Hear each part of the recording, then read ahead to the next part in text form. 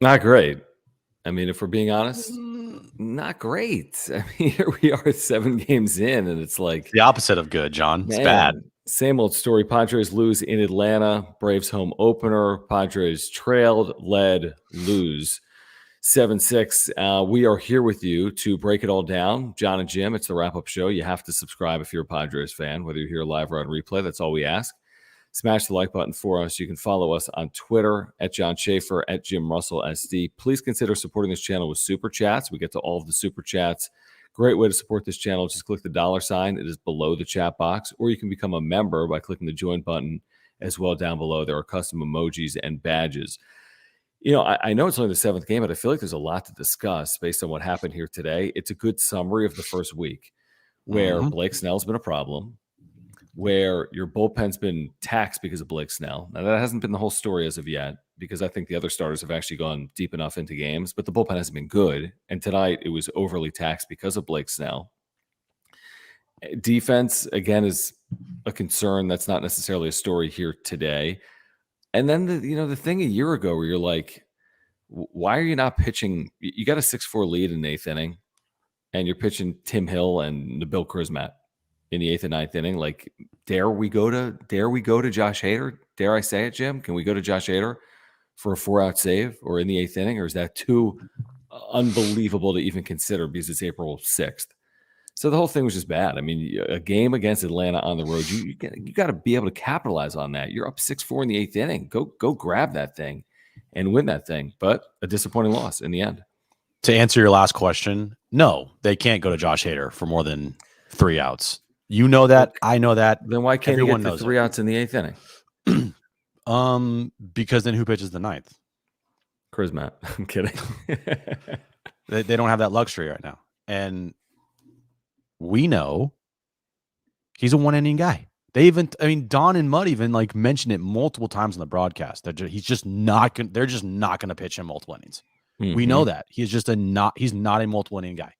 He hasn't pitched if he's not pitching multiple innings in game 5 of the NLCS, he's not pitching multiple innings in game 7 of April. Point. He didn't pitch any innings in game 5 of the NLCS, nor game 4 of the NLCS. So why do you expect it to be different for the 7th game of the 5th, year?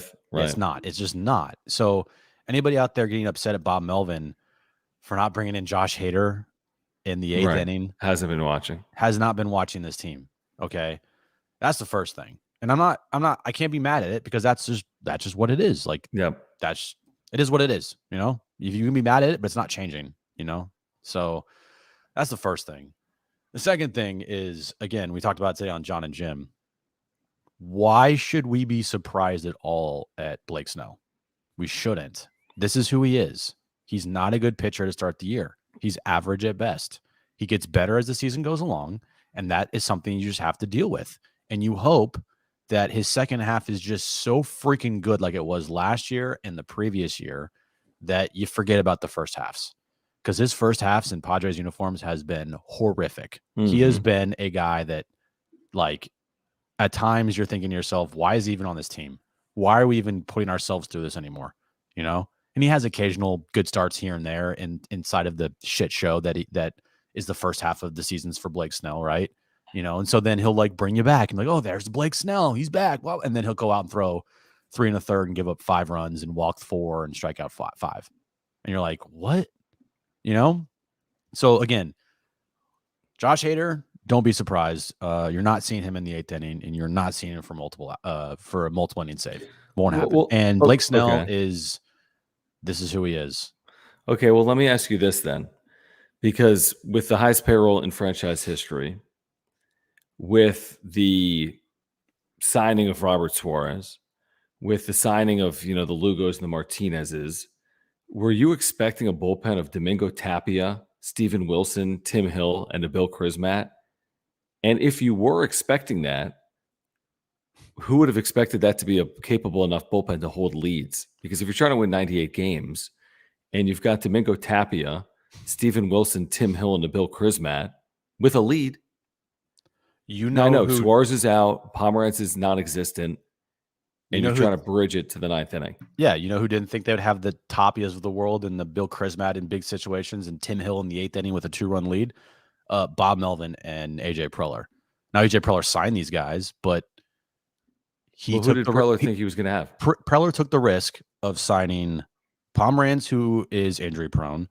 We all love Robert Suarez, but he's hurt, and that is a huge blow to this team right now. Mm-hmm. It is showing up in a big way. Definitely. Adrian Morejon, he can't stay healthy ever. So those are 3 guys that you replace Tapia and Nabil Crismatt and Tim Hill with. And those guys are way better pitchers than the 3 guys that pitched tonight. So, well, where's the with solution that being here? said, that honestly, John, the solution is you hope these guys are better because you got nothing else. No. I'm not pitching. Here's the thing: Nabil Crismatt. No, I mean you have a better option right now at AAA. Go find it. I mean you have a better option. I don't know if it's Jay Groom. And bring up Jay Groom. Who it is. Bring up Jay Groom. Yeah, I agree. But you got a better option than a guy that's been awful every time he's been on the mound. And this is not, this isn't dilly-dally time because it's April. And, we'll figure it out. And, Robert, I saw Kevin Acee today reported that Robert Suarez he's expected to have a long rehab when he returns. So he's not going to be back overnight. Pomeranz we're never going to see. Nope. Morejon we're never going to see. So this is kind of where you are. And there's no trade deadline. I mean, you're months away from anything. You're not acquiring pitching for your bullpen. Yeah. But, that would be my speculation. And again, I'm not putting this solely, honestly, on the bullpen because Snell goes 3 2/3 innings on the road. You're going to lose that game. I mean, the fact that you have a chance to win that game is a credit to the offense. Mm-hmm. And Matt Carpenter's home run and scratched across a couple runs in the top of the 8th inning. You got a 6-4 lead in the top of the 8th inning. You have Josh Hader in your bullpen, you lose. Well, here's the thing, though, John. This bullpen, and we talked about it literally day one, did we not? Game 1 of the season, we both said, yeah, the bullpen, you don't want that trend to continue because that could be ugly fast. And guess what's happened in the last 3 games? The bullpen's given up the lead in all 3 of those games. Now, luckily, they won Monday night thanks to David Dahl and Hassan Kim. But without those guys, they would have lost 3. They're 2-5, and they were on a 3-game losing streak to start the season. All right, so thank you guys for the supers. Again, great way to support this channel like Vector53. Just click the $ below the chat box. We really do appreciate the super chats. Thank you for becoming members as well by clicking join. Please subscribe if you're a Padres fan. There's a lot to get into. Vector here says, leaving runners in scoring position hurts too. That's the should have had more runs. What's that? So that's the second thing I wanted to talk about because for whatever reason, this team every single year just decides that they're just not going to hit with runners in scoring position ever.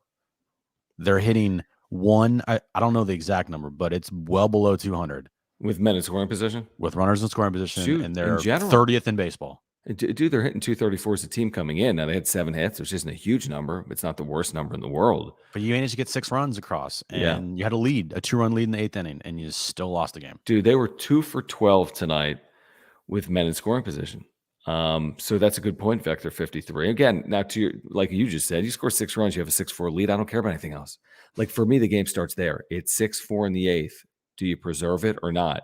And then all of a sudden it's the 8th inning, and Tim Hill is left out there for a 4th and a 5th and a 6th. And you're thinking to yourself, you have the game's preeminent reliever. And I get it. He doesn't go more than 3 outs.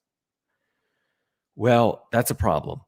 When you don't have Robert Suarez and you don't have Drew Pomeranz and you don't have Pierce Johnson because he's no longer in the organization, right? You don't have these 8-team guys. And then you got guys that are down. Luis Garcia's down today. Why is he down? They had an off day yesterday. Yeah, I didn't understand that. I know he got shelled on Tuesday, but... Well, then great. So bring him back.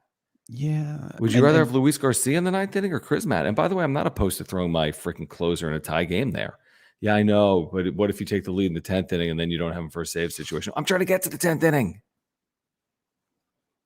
Right? What's the value of the 10th inning if you can't get there? Dude, you know it. His hands are tied, bro. There's nothing. I'm not putting it on Melvin. There's nothing that Bob Melvin can do. And if for anybody complaining about Bob Melvin's bullpen usage or managing of the bullpen early on this season, what else do you want him to do?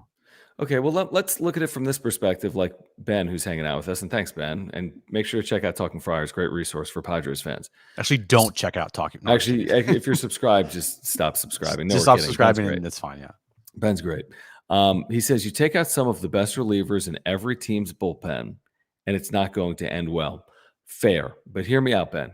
So if that's our starting point, and you don't get Fernando Tatis Jr. for another 2 weeks, what are we waiting for? Because the bullpen's not going to improve in the short term. Correct me if I'm wrong. I want to hear from Ben. Right? Sorry. I'll No, but I'm saying, like, where is this bullpen going to improve when Robert Suarez returns, right? Well, when's that going to be? I think it could be weeks. Am I wrong? And you know how they deal with arm injuries, and they're going to be as careful as they possibly can with him. So you might not see him for a long time. I don't know. That's my concern. And I'm not going to see Drew Pomeranz ever. No. And we're not going to see Pierce Johnson except with the Rockies. Right. We're not going to see Luis Garcia, I think we'll see. But what am I missing here? I mean, is this bullpen capable of holding leads that the Padres hope to have over the course of, let's say the first 6 weeks of the season? Again, you are in a dangerous spot early on this year where you could go one or two ways in the immediate future.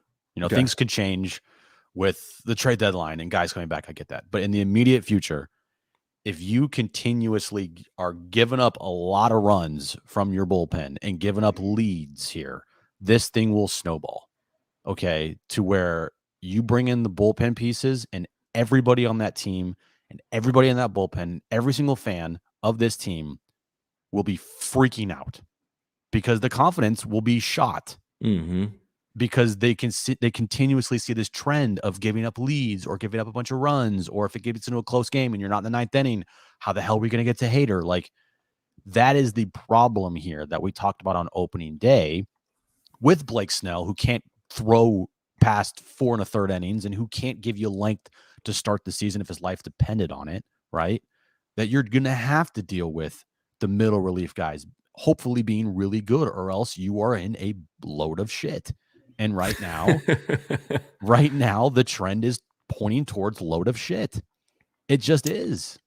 And you hope it turns around here, because if it doesn't quick, then you could be 2 weeks from now where you're like, we are a couple games under 500. The bullpen is literally shot, and it's over a course of a year. Yeah, you can, make up that, but like, of course, you always want to get out to a good start. Okay, so Ben says it has to improve internally, and there probably needs to be 8 relievers instead of 7. Okay, I don't disagree with that at all, having an additional reliever, but the problem is if you're adding a reliever to this group, that doesn't fix the group. So if you're adding a reliever to the group, it doesn't fix the group. Now, you could add a reliever that's better than these 7 that are in the bullpen potentially, and that's at least some type of an elixir. But if you're just adding someone back there that's no more capable than what we've seen so far, then that's not going to solve the issue. Now, are they going to outscore some people? Yeah, I think they will. Are they in the midst of what will prove to be potentially a pretty challenging road trip? It could be. Atlanta, New York, I don't think is some walk in the park. And I'm with you. I don't want to look up at the end of April and see that the Padres are 6 games behind the Dodgers because they're 3 games under 500. And have gotten off to a slow start. Not that you can't overcome 6 games or 4 games or whatever it is. We're probably over. It's probably looks worse because of Blake Snell. Because when you get 3 2/3 out of your starter and you're trying to then finish off 5 1/3 innings and get a win on the road, that's not easy. The Blake Snell thing is really perplexing. Let him cook. Let him cook. We talked about it earlier on John and Jim, but to have a starting pitcher in the big leagues that has won a Cy Young, throwing more than 50% of his pitches for balls in his second start of the year with his stuff, and he walks the last 3 batters he faces and can't get through a 4th inning and always throws too many pitches per inning. This is what we know. There's no chance in hell you'll ever see him again in a Padres uniform beyond 2023. There's a scenario where he doesn't even make the 30 starts because you hope that he has the second half that he had last year, but there's no guarantee he's going to have the second half that he had last year. And you better hope that Yu Darvish and Joe Musgrove look like Yu Darvish and Joe Musgrove from 2022. Okay? Mm-hmm. Because you cannot count on Blake Snell for anything. Like, we don't count on Drew Pomeranz. Like, we're not counting on half this bullpen. I'm not counting on Blake Snell. I just cannot. Like, I was a Blake Snell apologist, and he'll have good outings. I know he will. But, man, to pitch like that, It's really disheartening. Yeah, you know me. I've never been a Blake Snell guy. I just think that, you know, seeing a guy out there with the stuff that he has, never put it together, and just nibble and nibble and nibble. And I've said this before. When he has command, he has the best. He has some of the best stuff in all of baseball. Mm-hmm. Top 5 easily from starters. Yeah, the key word is when. But that is the key. Exactly. And that is literally, like once in a blue moon. And then you get a stretch of it and you're like, finally. And then it just fades away. Right. And so I would be much more comfortable. I'll be much more comfortable when Musgrove is back and Darvish is, full strength and doesn't have a leash on how many pitches he can throw. I'll feel more comfortable with that. But as of right now, you got Blake Snell, as your quote unquote in the ace spot. I know it's different for all teams, right? Because all teams have different schedules and everything, but still, I was done with Blake Snell last year. I was done with Blake Snell the year before that. And now I'm in full acceptance of what he is, and I'm just not going to get upset with it. You just know every Blake Snell start, it's going to be the same thing. And I hope that Bob Melvin and this coaching staff realize that. Oh, Bob Melvin realizes I know he does. Listen to his comments, and as I was saying that, I'm thinking to myself too. They know it. Everybody knows it, right? But what the hell is he supposed to do? What he's supposed to do is obviously pitch Blake Snell every 5th or 6th day. He didn't acquire him, so that's what they're going to continue to do. And Blake Snell's going to need to find a way to make 30 starts and give this team 130 plus innings, which isn't much at all. And hopefully most of those innings are more effective than the innings he threw here today. Let's get to the super from Carlos. Thank you, Carlos, for the super from down in Mexico. We do appreciate that. Thank you guys for the supers. Great way to support this channel. I'll be up there next weekend. Yes, Jim is going to be in Cabo, and I'm going to be in Mexico City later in the month. Carlos says, like I said yesterday, Snell is so unreliable, can't be trusted. We need Suarez back soon to move Martinez or Lugo to the bullpen. Don't get why Hill was pitching today with 2-run lead. Horrible start to the season. Okay, so if you get Suarez back, that doesn't really allow you to move Martinez or Lugo to the bullpen, does it not? They were using a 6-man rotation last year. So, okay, but let's go down the hypothetical hole. You're going to have a 5-man rotation. You're going to move Seth Lugo or Nick Martinez to your bullpen. Yeah, I'm not for that. I think tonight was the first night where, well, not really the first night, but yeah, I guess you could say the first night where you really see how much they miss Suarez. Like Tim Hill in the 8th. Are you kidding me right now? This was a perfect game for a Suarez 8th, Hader 9th. And you don't have that luxury right now. You just don't. And who knows when you're going to have that luxury? Who knows when you're going to have Suarez back? So the news of Suarez right before the season started, I don't think was talked enough about. I don't think it was not talked. I don't think it was talked about enough. I agree. And now we're seeing like the trickle down effect of things when you don't have your setup guy, when you have to put Garcia now in that role, and then you have to bump everybody up, and you're giving guys like Tapia and Chris Matt and Wilson more of a role here. Now the guys are getting more of a role because you got Blake Snell who can't pitch the 5th inning if his life depended on it. So that's also a problem. But especially tonight, no way in hell, if Suarez is healthy, you have Tim Hill in the 8th inning. No, of course not. Yeah, exactly. I mean, think about the difference there. That's a great point. The healthy Suarez compared to the healthy Tim Hill. Not even close, protect dude. The 2-run lead. One guy's going to do it with 99.9% effectiveness when healthy. And the other guy's going to do it, 7 and 10 times, 8 and 10 times. A big difference between 70% success rate and 99% success rate. I mean, there's a huge difference. Let's get to the super here from our buddy James. James, what's going on, man? Thanks for contributing. Thanks for hanging out. Again, if you're here, please subscribe. Year-round Padres content. If you're a Padres fan, please subscribe. Smash the like button for us. Follow us on Twitter. Thank you for the supers as well. Just click the $ below the chat box. We interact with them all. It's a great way to support this channel. James wants to know if a game gets rained out this weekend, will they play a doubleheader next homestand against the Braves? Baseball will do everything in their power to protect the home game. So, for example, if there was a rain out Friday or Saturday, they would try to play 2 games still in Atlanta on Saturday or Sunday. That's going to kill the Padres, by the way. A doubleheader? Yeah. Because they're not back to 9s, right? Not 7s. Or are they 7s? Doubleheaders? Yeah, are they 7 in the games or 9s? I think they're 9s, dude. Dude, those are miserable. Yeah, 7s was only that 1 year? That 1 year, I think, yeah. Ugh. Well, either way, they'll do everything they can to play the 4 home games in Atlanta. If they can't, because there's rain on Sunday, for example, and you literally can't play Sunday, then they would play 2 games in San Diego. We saw it happen 2 years ago with the Braves. Game was right. The game was stopped. Game 2 of a day-night doubleheader was stopped because of rain, and then they finished the game in San Diego later in the year. But thank you, James, for the super, and thank you as well to our buddy. What is this here, Jim? Is this SJL Stevens? It's hard on my eyes for some reason. Thank you, SJL it's all Stevens. Yellow. Thanks, man. Super, who says thanks for the content. We appreciate that. Really do. Thank you. We do appreciate that. Thank you for your support of this channel. Really do appreciate it. As you guys know, we have as much content as we can possibly provide year-round, including, obviously, during the course of the 162 as well. So thank you again for the super. While we have a moment, I do want to make sure to thank our title sponsor here on the wrap-up show, Mark Nimitz, who was texting back and forth with me earlier tonight. Believe it or not, he wasn't thrilled with the way this game ended here tonight. I don't think he was. He is a lifelong Padres fan and a lifelong San Diegan and a great insurance agent. I just got my life insurance policy through Mark in the mail today. I've got life insurance. I have homeowners. I have earthquake insurance. Mark Nimitz is your guy.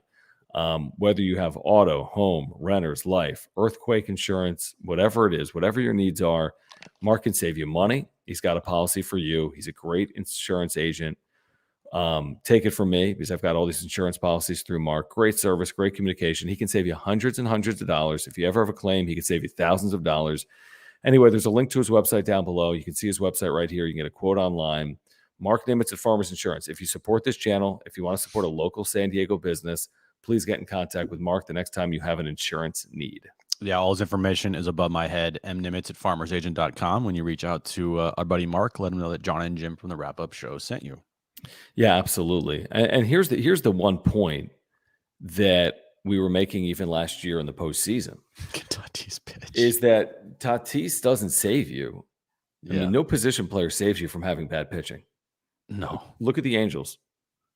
They even have one of the great position players in the sport. He's a pitcher and hasn't saved them over the last 5 years. So, like, Mike Trout doesn't save the Angels from having a horse crap, staff over the last 7 years or 10 years. And Fernando Tatis Jr. is not going to make this bullpen any better. Could he give you another run of separation? Could that be the difference? Yeah, it could. You can find ways to hold on with bad bullpens, with more offense. You can. But is that the plan? Mm-hmm. I don't think it's a great plan for like something like the postseason. Maybe it's a plan for. You got to get the bullpen figured out. I'm sorry, you're not going to get to the place you want to get with a bullpen that is ineffective.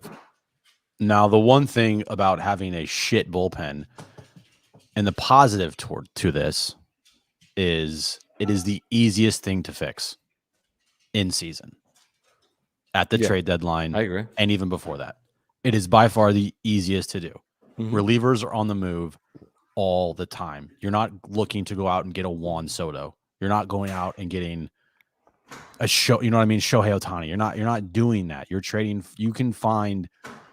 You can go to the Pittsburgh Pirates and whoever their best reliever is, which I'm sure they'll have one. He'll be their all-star, right? You go pick him up, or you go to the Marlins and pick up one of their best relievers, right? You go to one of these crappy teams and you find relievers to bring in. It's the easiest thing to fix.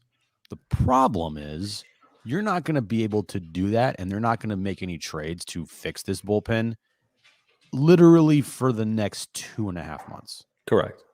So that's where the problem is. So can you survive 2.5 months with what you got? And hopefully Suarez comes back and is healthy, even though the more you read about it and the longer it goes on, the more you're worried about him. They're going to treat him with kid gloves because they just gave him a huge contract. Yeah. And besides that, you got what you got. So yeah, other than that, it's great. other than that, Miss Lincoln, how's the play? How's the play? Yeah. Exactly. Let me get to the super from Vector. Vector, thanks again. Thank you, Kristen, for this glass of wine. It's April 6th and I'm drinking. Okay, that's all you need to know about the bullpen. Nice. And it's not bourbon. Bourbon is for winning. Wine is for losing. Wine is for losers. Okay, so Vector says Nola, Soto were awful. Both hurt offensively and defensively. All right, so let's take a look for a second. First of all, they have a problem with opposing run games. Let's be honest. Now, there was only one stolen base against the Padres today, but it's a problem. I mean, it's a big problem. And some of that's on the staff. Some of that's on the battery. Okay, but it's a problem. Now, Nola has done absolutely nothing. Nope. Soto has done absolutely nothing. 0 for 4. But with all that being said, it's not just those guys. Is that fair? I mean, there's other guys in this lineup that are hitting 200. Maybe not. Maybe not. Grisham's been solid. Machado hasn't hit for power. It's a slow start. It's a slow start. Yeah. I mean, Cronenworth hasn't really hit. I am not, and I know people are like, Juan Soto, what are you doing? You know, when I will start panicking about Juan Soto. What's today? April 6th. Let's see here. I will put it at, look at the schedule here. If he is still hitting like 230, and he's not even hitting 230 right now, I'm just saying, like, if he's hitting near 230, but if he's hitting like 230, and we are going into a long road trip at the end of May. Oh, you're gonna panic. I will be. No, you'll kill him before then. I'm gonna say if he's hitting 225 by May 1st, you're gonna have some problems. He's gonna have to get going at some point this month. Even then, I'm fine. But if he goes the first 2 months of the year and it's looking like this again, which is a lot like last year, then I'll be like, what is going on? Because I still think he's gonna have a great season. You would have wanted him to start out hot, but that's just not the case right now. And a lot of his at bats, tell me if I'm wrong, John, they look a lot like last year. Ground ball to second, not good swings. Just he also had the thing. What I didn't like was the oblique situation late in spring. Yeah, then he had a week and a half off going into the season, which you knew was going to be a problem, and it's proven to be a problem. Now, he also made a hell of a play in this game and left. It doesn't matter because they lost. But, I mean, he seemingly is healthy. I mean, he's playing in the field. He's not leaving games. So he seemingly is healthy. So I'm not going to use the oblique as an excuse. But he didn't play for 10 days at the end of spring, and it's not been a great 7 games. Luckily, there's 155 to be played. Yeah, we're game 7 in. I believe in Manny Machado, guys. I believe in him. I believe in Xander Bogaerts. I believe in Juan Soto. Fingers crossed. All right, Jose, thank you for the super. Thank you guys for the supers. Just click the $ sign in the chat box down below. We just need to shoot up. Yeah, we just need to start using steroids. It's a fuck it, right? Just do the whole team. By the way, whatever that idiot's name was, the Giants reliever that tweeted after Tatis homered against him yesterday, deleted the tweet. And then McClurg or whatever. And then he spoke to the media today. Yeah, I was on with Darnay on his podcast, Talking Friars. Yeah. So what did he say? On Friars, sorry, the On Fire podcast. My bad, Darnay. On Fire podcast. What'd you call it? Talking Friars? I got all of them mixed up. Come on, man. There's a lot out there now. The On Fire podcast with Darnay and Derek Togerson. And Darnay told me that he spoke to the media. Like he spoke to USA Today about this. John, don't tell me if I'm wrong here. There's no way that that USA Today got to him without the Giants organization making him talk to them, right? Well, I read the quotes and he wasn't overly apologetic. He was like, "Yeah, I didn't lose any sleep over it. I've given up bigger home runs than that." he's like, "Yeah, people just don't understand my sarcasm." Like it wasn't very funny. And you deleted your tweets. That means clearly you got either. The Giants said, like, you're deleting the tweet or you're going to be pitching for another organization. It's just a bad look. It's a bad look on an organization. Guy's an idiot. Player, dude. Guy's an idiot. And you know what? Honestly, we will never. This will be the only moment in time that anybody hears about Cade McClure ever. or whatever is, if that's even his name. I don't even know if that's his name, honestly. And I'm not going to look it up. His name to me is Cade McClure. And if it's something different, I don't care. Tell us. Don't tell us. Yeah. But anyway, back to that point for a second, and what Jose's joking about here goes back to something we talked about today on the radio on John and Jim, which is like, at the end of the day, Chad McClure or whatever the hell his name is, or Cade McClung or whoever the hell he is. Cade or Chad, whatever. At the end of the day, this guy's, this is ridiculous. Who cares? But it speaks to the issues that Tatis is going to deal with over the course of the year. This is one of many circumstances that will present themselves over the course of the year with fans, opposing players, media members, social media.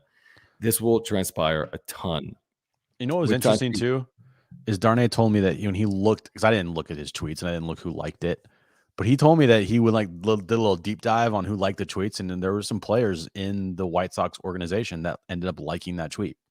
Well, why in the White Sox? Because he came from the White Sox organization? Yeah, because he has he got traded this offseason to the Giants. So I'm sure he probably. Oh, I'm sorry. I thought you meant because Tatis came from the White Sox organization all those years ago. No. I'm talking about this pitcher, whatever his name is, who he got traded from the White Sox, and I'm sure he has a lot of people that follow him from the White Sox. What let me be as blunt as possible. Do it. No, it has, but any player that takes offense to a player testing positive for steroids and then coming back as legally allowed under the terms of the CBA, what is the issue you have with the player? He got popped and missed a significant period of time. You think now that he's been popped for steroid usage, he's now taking them under the radar? Like, that doesn't make any sense. Do you know? And I honestly, I asked this question, like serious question. All right. Because I don't know the answer to this. If anybody in the chat knows, please tell me. Who is Dan Clark and what does he do? He's that dude on social media we see randomly. But no, I know. But I'm serious. Like, who is he? Where did he come from, and what exactly does he do for a living? Is he just a troll on Twitter, or is he like legitimately in baseball? Because he put out today that he said it's an hour ago. He says it's absolutely absurd that Tatis is allowed to undertake a rehab assignment because he got suspended. No, it's actually not. It's been collectively bargained. I know, that's what I mean. Like, he doesn't understand the rules. So I'm asking this because I don't know who this guy is, and I know he's blocked like 95%. Let me rip Dan Clark. What do you want? You want guys that have been popped for PEDs to not have the opportunity to rehab and then come back and get hurt? That make you feel better? If Fernando Tatis Jr., not only does he have to sit out 80 games, he should have to appear his first game back at the big leagues without any rehab, so he can pull hamstrings and hurt his oblique. That's better? That's great. He said it's absolutely fucking ridiculous that Tatis gets to play. I mean, he's playing in a AAA game. Does anyone realize that those games don't matter? All they're doing they're allowing him to get ready to play when the suspension is over. He's not playing in the big leagues before the suspension is over. He's playing for the freaking Rubber Ducks. So again, like, my question is, like, I am dead serious. I'm not trying to troll here. I honestly do not know the answer to this. Like, what does he do, and who is he? Who cares? But that's the thing, is like, why? What? Like Mills says. Exactly. You know what? You're right, Mills. You're right. Who cares? Gives a fuck about that guy? He's a bot, like Chad says. The moral of the story is this. This is the BS we're going to be talking about in 2023. And can the Padres overcome all this ridiculousness and stupidity that we're going to see on social media every single day that's going to be directed vitriol towards Tatis? And can he take it and turn it into a positive? Or will it bring him and the team down? I think it's a very fair question. I think it's a fascinating thing to see how it plays out. But there's no guarantee that this is going to be some walk in the park for Tatis. This has just begun. And for Padres fans, get ready, because this, Cade McClure or whatever his name is, and whoever Dan Clark is, like, these guys are not going to stop until I don't know what. Never. But they're never going to stop. And if you hate the Padres, you're just going to use Tatis. And I mean, this is how sports work. People hate Barry Bonds. People hate Barry Bonds. I mean, and he's not the only. Roger Clemens, and I mean, this is stuff that hangs over people's careers potentially. Not a guarantee, but it absolutely could hang over his career. So anybody out there that's going to do this stuff, basically F them and just move on. Even though I know that's like the hardest thing ever for Padres Twitter, because whoever goes out there, they're going to get eviscerated. Like it's like a moth to a flame, dude. Just get ready. The problem is though, it's like April 6th. I mean, there's going to be a lot of this stuff. I know. Get ready. Hopefully everything's loaded. But hopefully it doesn't get to the team. Like I said, I mean, it's like if you're Tatis, you know this. You know he's aware of this because his mom is on Instagram. First, and his mom called out whoever That's what I'm saying. But Cade McClure. You can't concern yourself with this stuff, dude. I'm telling you. If you're Fernando Tatis Jr., it's hard enough of a sport to play at a high level, and now you're going to worry about what some pitcher said on social media. Well, luckily, the people in that clubhouse is a pretty damn good support system.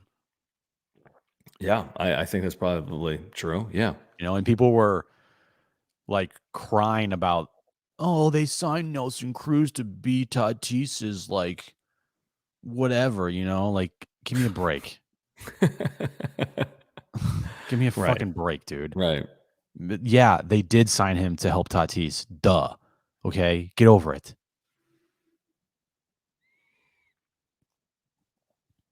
Yeah, I mean, Max, I'm with you. I will say I think there's a difference between playing in front of 2,500 people in Sacramento on a Wednesday night to playing in front of 50,000 people in Philadelphia.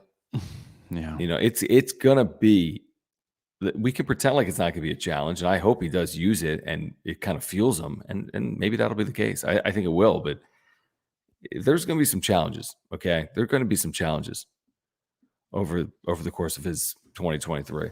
And if you think there aren't, I think you're fooling yourself. If you think he's just going to step right in and hit 319 with 45 home runs in 130 games, I mean, he hasn't even been – he's got to stay healthy first and foremost.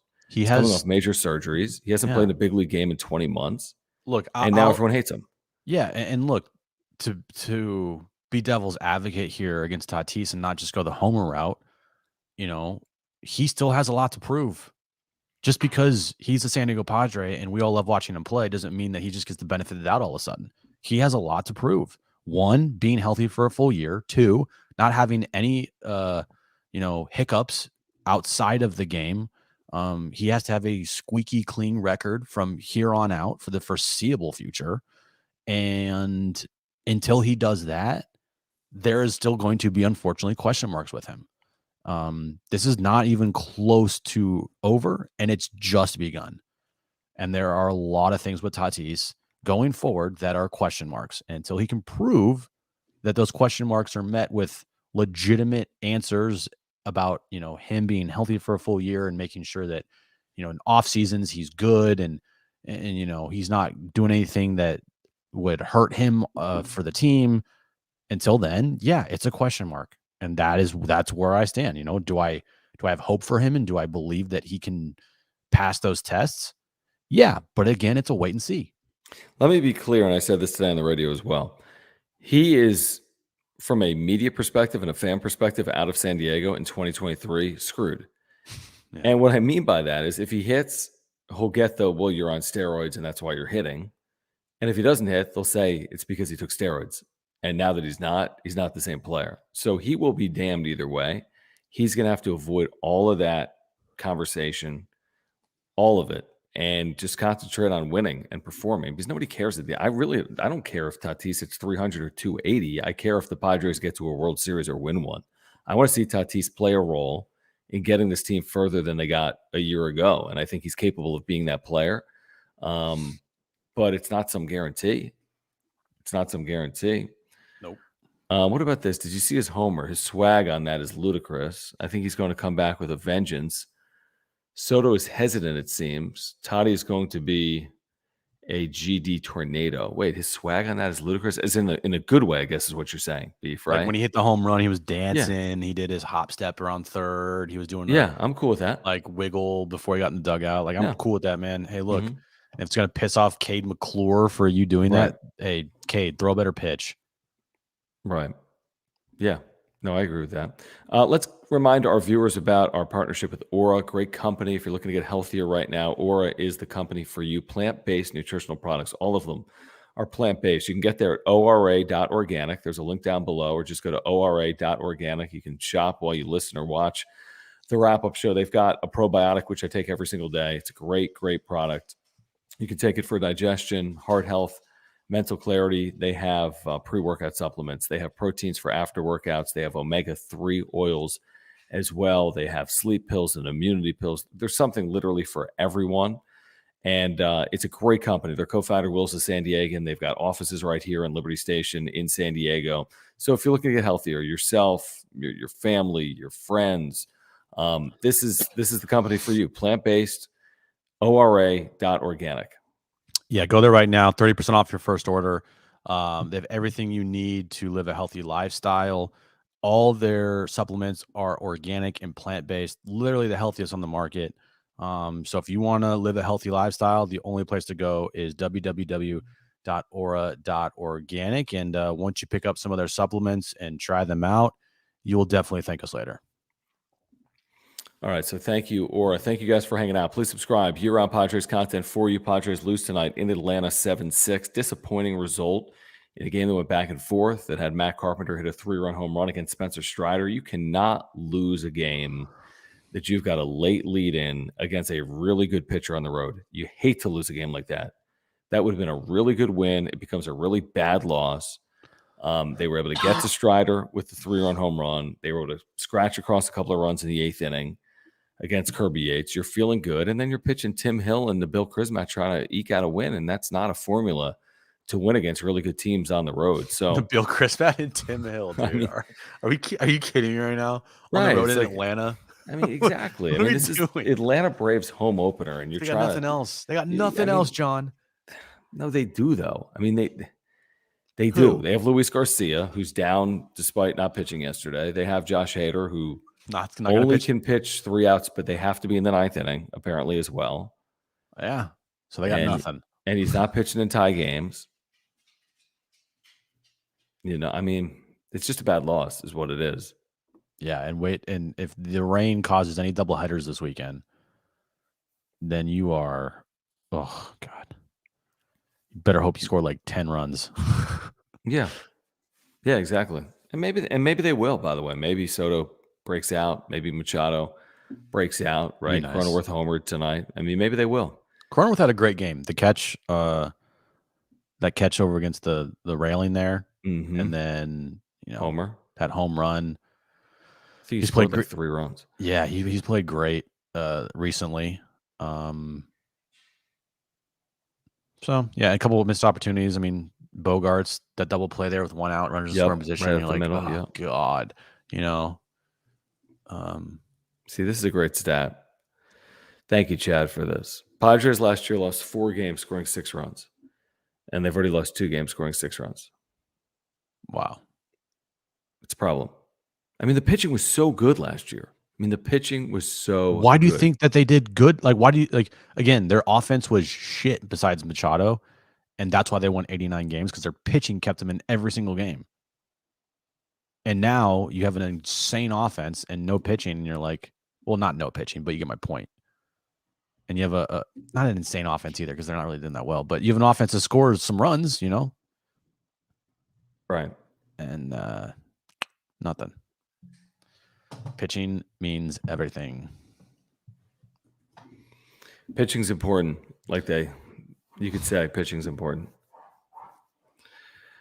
Beef, have a good one, my friend. Yeah, hopefully tomorrow's better than tonight. A couple other things I was going to say. Yeah, so pitching was good last year. Is your dog doing something about it? What's going on? Yeah, he's making his bed or something. Oh.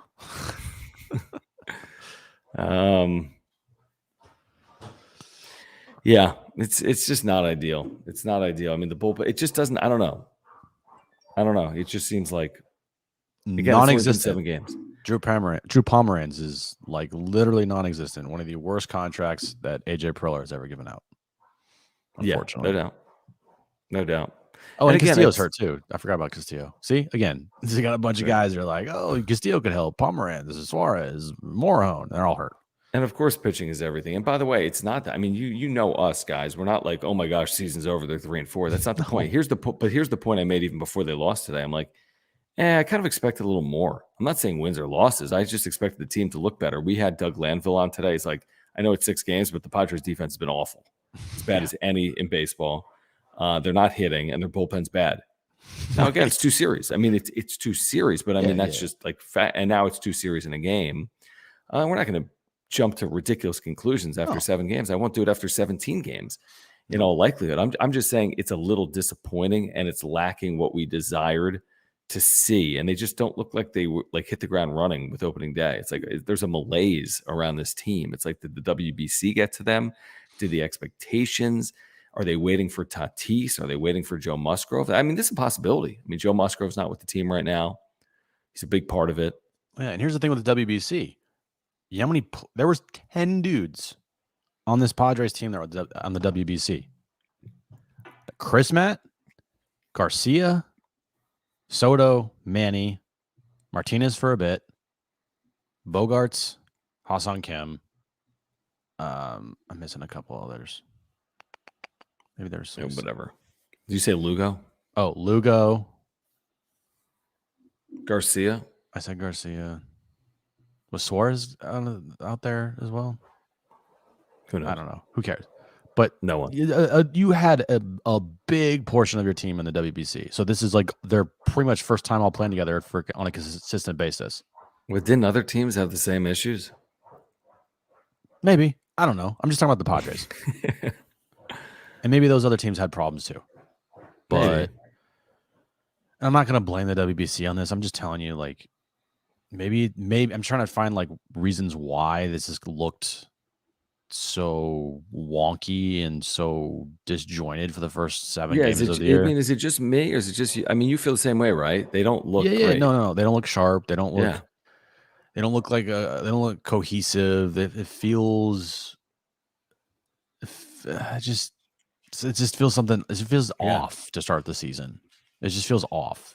Like, it doesn't feel like they're. And I know you want them to click on all cylinders at the end of the year, but you have a lot of new pieces here, and they're just it just looks wonky. Right. Well, I'm doing 2 things at once. Hey, guess what? Yeah, what do you got? How great is my internet tonight? Dude, can we talk about Jim's internet for a second? And remember how Jim is so funny, because I'll literally give him the answer to a test, and he won't take the answer for like 4 months. Like a year ago, I'm like, dude, your internet is so bad. Yeah. Like, go get new internet. You're like, no. And then you're like, I got new internet, and it worked. And now this year, I'm like, dude, plug an Ethernet cord into your damn computer. Well, guess what? It took only 6 games. Last year, it took like 95. True. So you're welcome. Like the greatest internet. I know we're jinxing it. It's probably going to like break. Oh, yeah. It's going to blow up in my face. Dude, but if the Padres bullpen was as good as your internet, they'd be like 13-0 right now. But as of right now, yes, Chad, I did get an Ethernet cable. We moved the box out to the living room. I am plugged in to the router with my Ethernet cable, and it is perfect. Hey, can I give, now that you're doing a shout out for your internet, can I give it a shout out to Parks and Normal? Yes, because that hat you're wearing is dope. Let me take this hat off. Hold on. Okay. All right. Give it a shout out to my internet. Shout out internet. Can you see this, Jim? That yes, it's suede. Look at this. Yeah. Okay. Look at this. Corduroy. Dope. Or is it freaking corduroy or suede? I don't know. Corduroy. And look at the underbrim. It's freaking silk. It's dope. Okay. Got a little freaking Tony on the side. Okay. We got a freaking 50th patch. I think they're putting this thing for sale at some point in the next 2 weeks. This is a gorgeous hat. I love Parks and Normal's caps.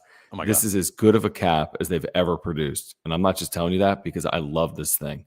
I think my favorite hats they've done is the San Diego State one that you have. Yeah, I love that hat. And then this one. I think just the fit is just like perfect. Perfect.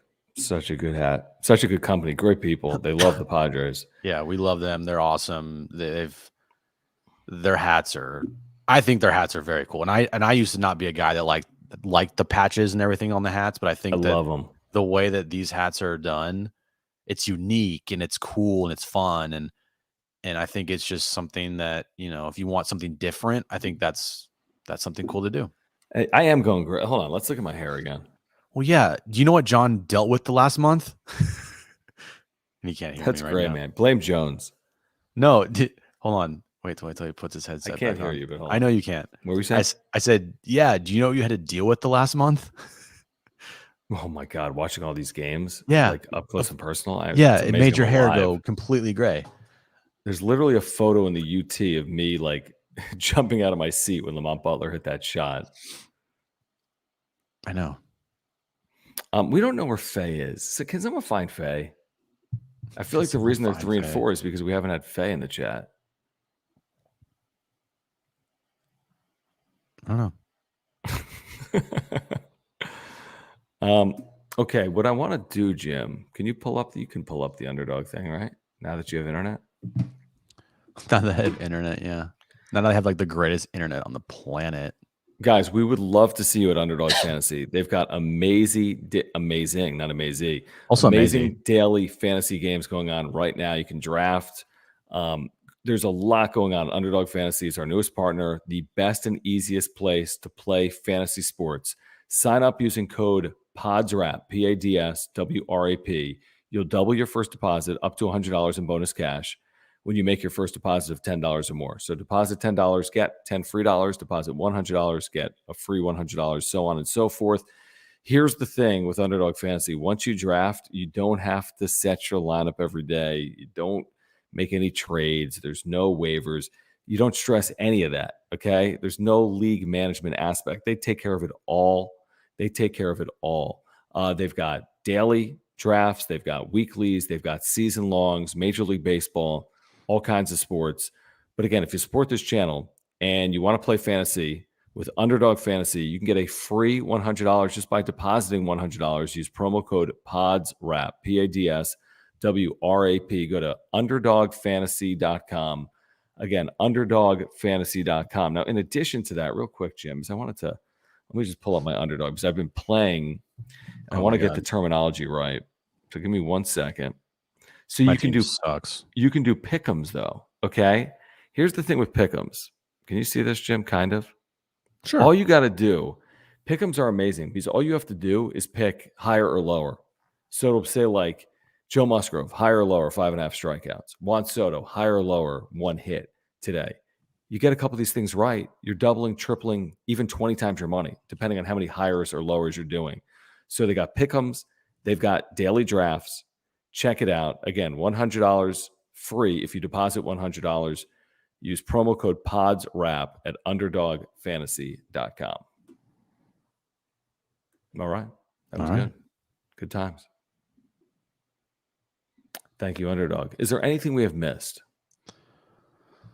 Let's see here. No, I think we're good. I think everything's good, John. Bullpen, Blake Snell, runners in scoring position, offense, Juan Soto, pretty much the whole team. Or Fernando Tatis Jr. Yeah, we covered the whole team. We're good. No, Xander's been good. Tonight, he missed some opportunities. Whatever. He hit that ball hard. I know. And he didn't have a bat. I mean, he was on base 4 times.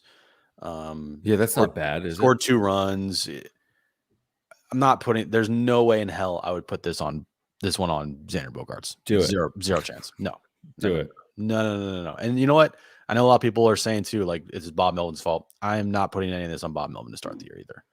No. Okay, this is a really interesting question. So Isaac wants to know because I know Jim's been obsessed with this. No, he won't. He doesn't have it, or if he doesn't have it, he knows who has it and he will get it. Here's the thing. There is a video that exists somewhere in the world. Now, do we have a copy of it? No.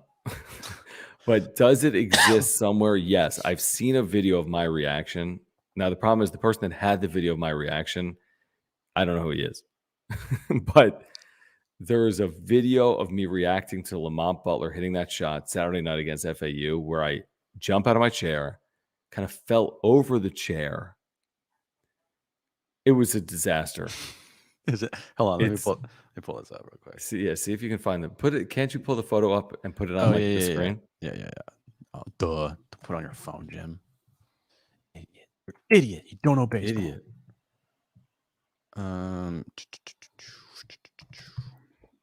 Hold on. Bye. Stand by. Okay. Let's see where we got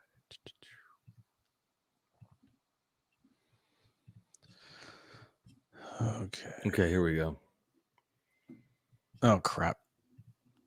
Today. Oh, yeah, that's amazing. Hold on. I got to. Hold on. Okay. This thing's taking forever.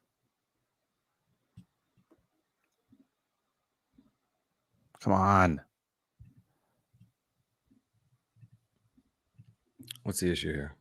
Just hold on. There we go. Okay. That's a still shot of you after the shot Lamont just hit. You're like I just got up and started, I don't know where I was going. I'm like, I needed to leave. Dude, I needed to see someone. Give credit to Ted there for not going crazy. Paul Garrison right next to Ted. He's got his video camera out. I just was running around. I didn't have my camera out. You ran around. You're like, whoa. But then I realized when I started running around, I'm like, oh my gosh, I got to get down because people are like watching the game. And so now, when you ducked. When you like stood up, was it because that giant camera was in your way? No, maybe, but no. I was just like so excited. Do you even remember? Not fully, no, not really. Because it looks like they have one of those like moving cameras on the sideline. Oh man, those things are constantly flying by you. It's crazy. So I'm just wondering if that thing was in front of you. So like that's why you like got up. Honestly, that's a good point, Jim. I think that may have played a role because that thing ends up right in front of me. And Lamont was right in front of you. Rich says Ted's a professional. Yeah. It was a great call by Ted. Great.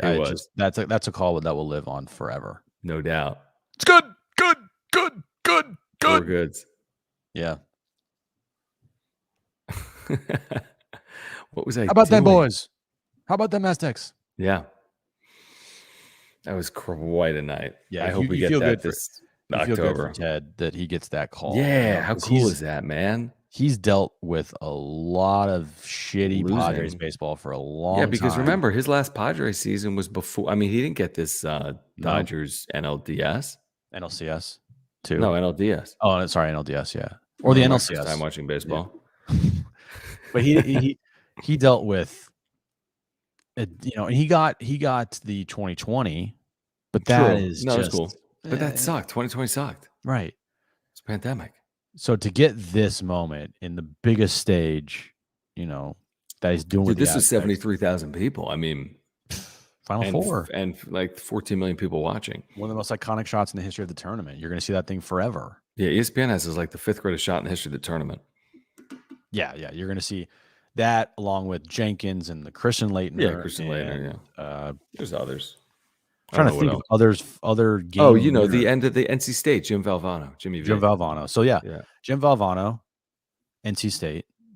Christian Leitner. Chris Jenkins. Christian Leitner. This is in that. Lamont Butler. And what else? That's crazy. Those are 4 that I can name. I think they had him 5th or 6th. There's probably 1 or 2 we're missing. I'm not counting. If it's not in the Final Four or the championship game, then it does not beat Lamont Butler. Christian Leitner was the Elite 8, dude. To send him to the Final Four. It's pretty good. It was. And I think it over time that grows because we know about Christian Leitner and that Duke team, and Duke is a blue blood, and they're playing Kentucky, and it's a different type of thing. Like San Diego State wasn't playing Kentucky. If they're playing Kentucky, then it would be like vaulted up to another level. They were playing FAU, and nothing against FAU. It's just true. You're right. If it was Duke, you're right. I appreciate this comment here from Padres 24/7. I wonder if anyone feels the same way. He says he's primarily baseball, but I got into that Aztec run. So pumped that John and Jim talk San Diego State. Now I'll be following San Diego State basketball closely. That's cool. I'm glad to hear that. I love when San Diegans support other San Diego sports. And I understand you might like Padres more than Aztecs football or basketball or vice versa. That's completely understandable. I mean, the fans they got this year? A lot. Even non-alum fans, right? And if you are an alum and you're like, I'm not really into it, like you got it. into it to another level. Like one of my best friends, he graduated from San Diego State, and we were talking throughout the entire tournament. Like he didn't really follow San Diego State basketball much throughout the years, but now it's like this run. He was going nuts. He called me the second Lamar hit that shot. All we did was scream for like 5 minutes. Like we just screamed on the phone. That's all we did. Pedro, any good TED stories? I mean, I've been telling this story that where'd I go? What's the steakhouse in Orlando? Ruth Chris. Ruth's Chris. Yeah, he took Chris, not Ruth's. No, it's Ruth's Chris. Ruth Chris. Ruth's Chris. With an S? I think. Google it. I remember my first time going to Ruth's Chris. You've been it's Ruth's Chris, dude. It's Ruth's. Oh, you're right. Well, you've been there more than me. I've been there forever. You've never been? I know. I've been one time. Anyway, Ted took me to Ruth's Chris after they beat Charleston in Orlando, and he took the director of media relations for basketball for San Diego State. It was great. I mean, he was just telling stories. I mean, he's telling stories about like Mickey Mantle. Incredible stuff. Speaking of a TED story, if you want to find a funny ass TED story, just go onto Twitter to Awful Announcing. They just posted it today. Yeah. And it's TED at the Mountain West Conference, I think, championship game. And a security guard takes his briefcase. And that's all you need to know. Just go check it out. They have the audio, right? They have the audio.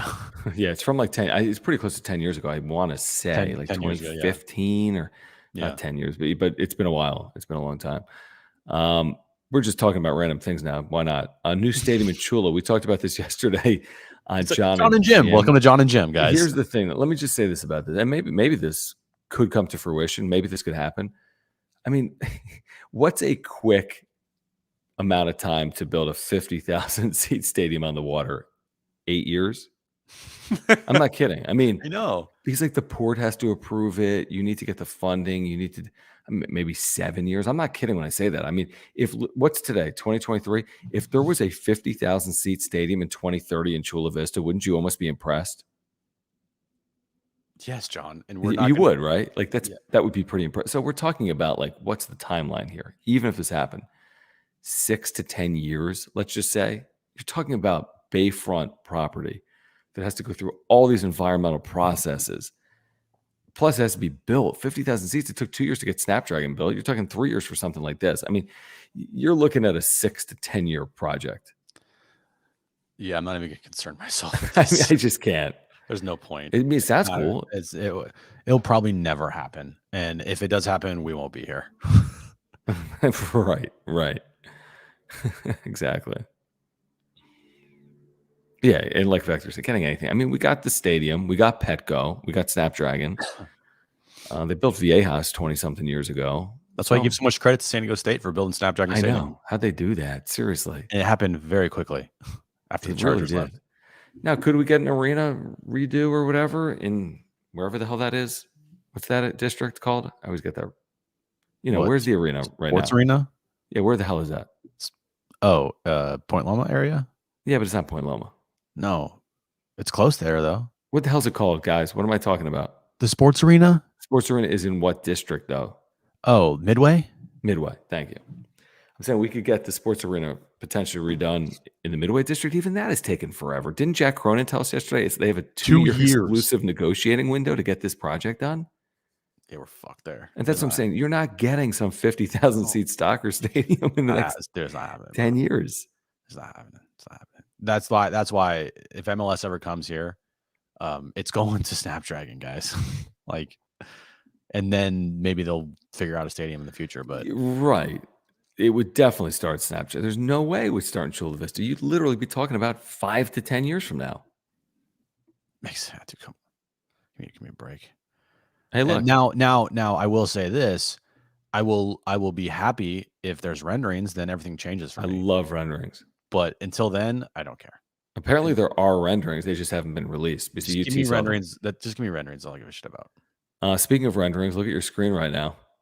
Oh, what? John and Jim merch. John and Jim merch. Should I make some new merch?